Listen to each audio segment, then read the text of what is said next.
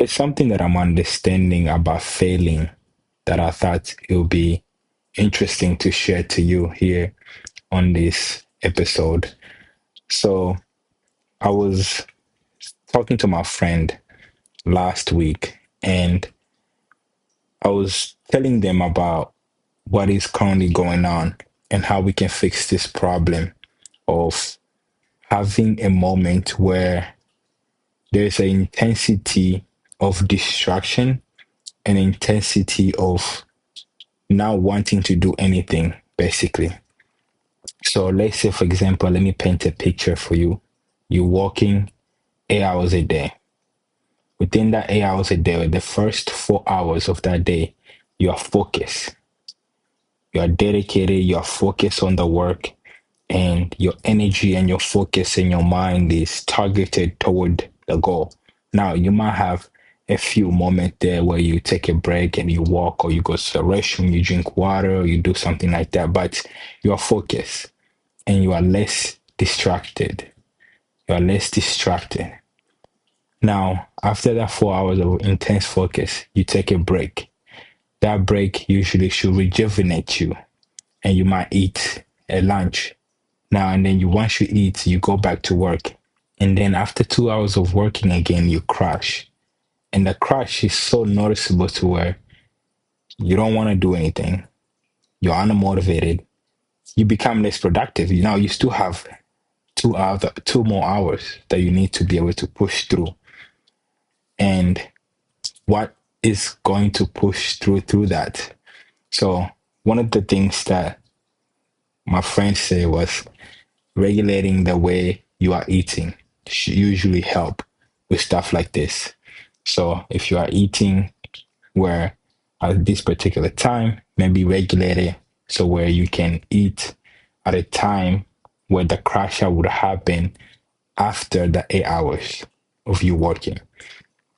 That's one of the option. Now, what I'm talking about failure is noticing that. And my thought in my mind is if I am having that crash out, I become less productive. If I become less productive, if I don't produce the result that I want, I feel like I'm failing. And when I feel like I'm failing, the usual questions that I ask myself is, did I give everything that I have? My sophomore year, we were playing soccer. We were doing good. I was playing in a varsity team. And the last game of the season, I remember that we were playing, it was a district championship. We had not won district championship for 10 years. That school had not won any district championship for 10 years. So now imagine we have gone to something closer that that school has never gone, which is a district championship for the first time in all categories of sports, if I'm not mistaken. But I knew for soccer, it was silent for 10 years. So this is a big deal. There's pressure on all of us, and we're playing the game. As we're playing the game, I was given the opportunities to score a winning goal, and I lost. And as we lost, everybody came together, and I saw my coach wearing sunglasses to prevent us from seeing the tear that would drip from his eyes. And as my senior, who this was their last game of their high school life, were in tear as they knew they have lost. And as I was looking at this scenery, as everybody was down and coach took up the courage within himself to speak something, and you could hear the crack in his voice, I made a promise to myself after that that I will give everything that I can to be able to succeed in this game the next year. So I went to start running track to be in the best shape that I can possibly be in. Me and my friend, we started working out every in the summer, and we started playing soccer every day. I would practice soccer every day, practice dribbling skill, practice shooting, how to score, watch as much soccer games as I can to learn the art of the game.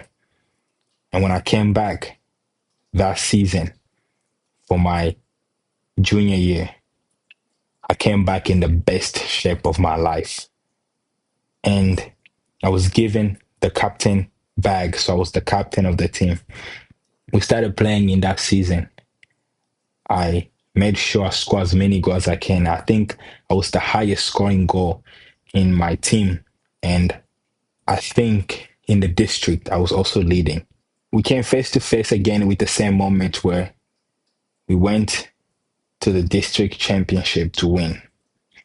Now, at that time, I was reminiscing about that moment where I felt like I lost everything when I was looking at my seniors and my coach, and I felt like I let them down. That moment came to me, and I told myself, in this game, I mean, I was giving everything I got throughout the whole season, but I say in this game, I would give everything I can, and I did, and we won the district championship. When we won the district championship, that was one of the best feeling I've ever had because I knew I had acquired victory. So that feeling was very aesthetic. Like, have you ever craved for something so much so that when you get it, the moment just becomes so real and it becomes so great? And after enjoying for 30 minutes of that, everybody came together and coach gave a speech and he said, we still have a state championship to win. So now our eyes is gaze on the state championship. Mind you, we have done something that this school has not done for the last 10 years. So this was a big moment for us. But coach redirected our focus, said we need to win the state championship. And for me, I was like, I'm up for the task. We played the first game we won, and the second game I think we won. We're in the quarterfinal of the state championship before we can win the quarterfinal so that we can go to the state where we can actually play the semifinal and the final to win the state championship. Now, in the quarterfinal, I remember that day I could not sleep because I was so excited and I was so nervous at the same time that I knew that this is the game that would define me as a person. Because at that time, my identity was actually carved out in sport. Now, my identity is not in sport. But as young as I was, that was my identity for me. If I lose this, I'm losing myself. So it was so meaningful to me that I needed to win this game. Now, when we were playing the game, we started playing. We started playing. I remember the last 2 minutes as we were down by one goal.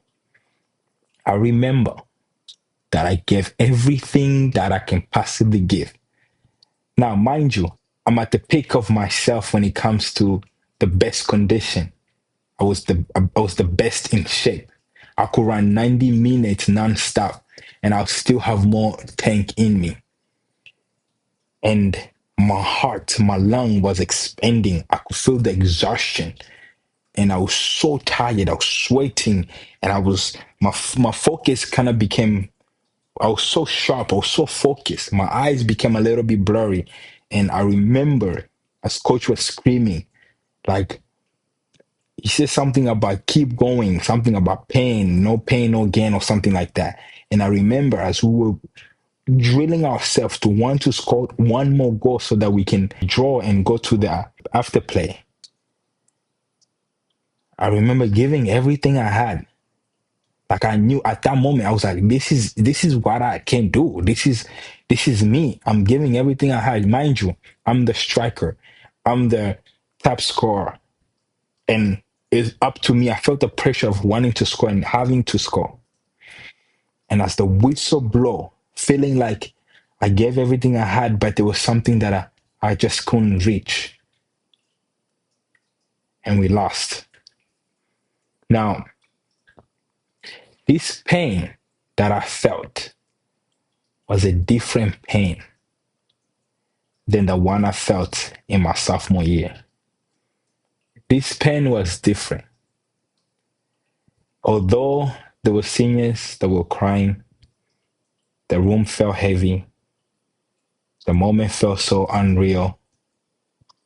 Coach was somehow proud of us. He said something that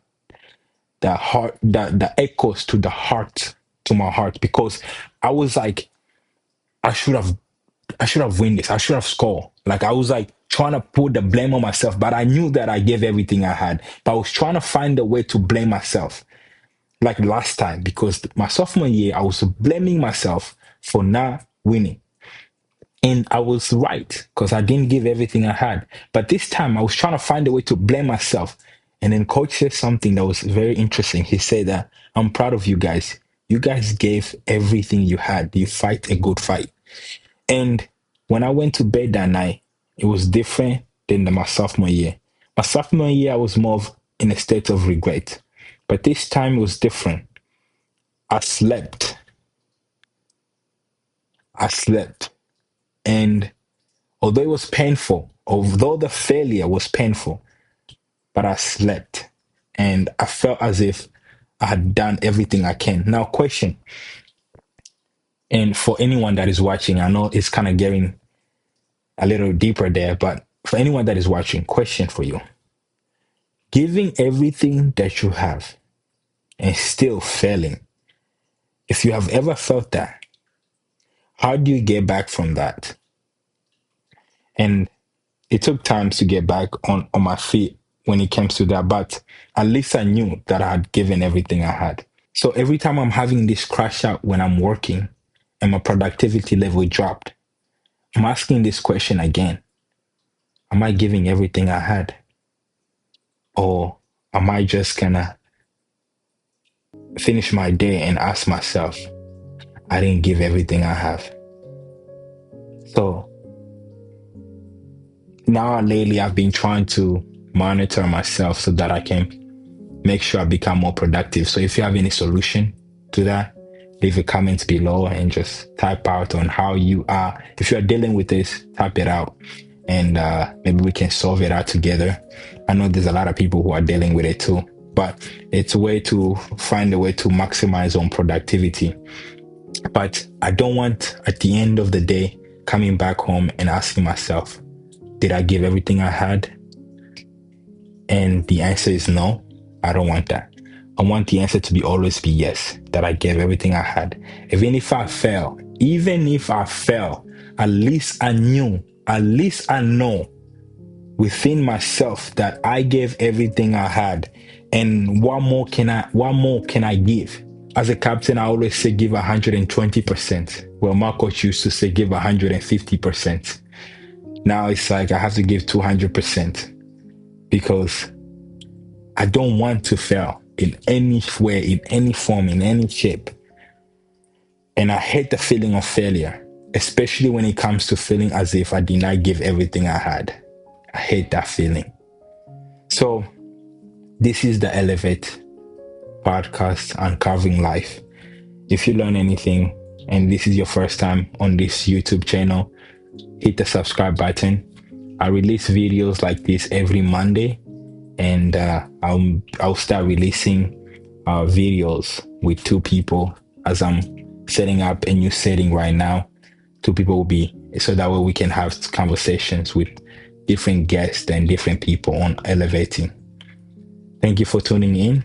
You have a wonderful day.